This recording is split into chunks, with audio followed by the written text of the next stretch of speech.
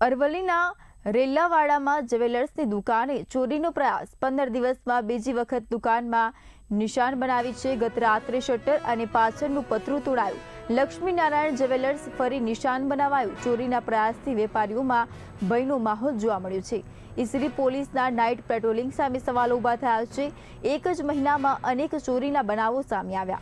પોલીસે ઘટનાની તપાસ શરૂ કરી છે। સીસીટીવી સહિતના પુરાવા એકત્ર કરવાની કાર્યવાહી કરાઈ। જ્વેલર્સની સુરક્ષા વધારવા માંગ ઉઠાવી। सचिन कुमार नारायणलाल है।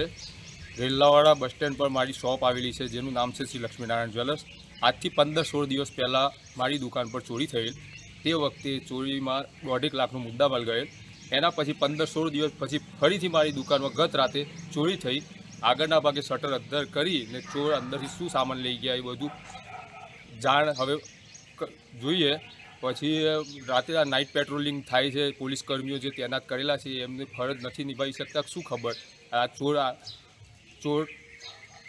आવું કરી જાય છે તો આ લોકો શું કરી શકે છે। તો મને ખાલી પોલીસની એટલી વિનંતી છે કે જલ્દીથી જલ્દી આ ચોરીની તપાસ કરી અને ચોરોને પકડો।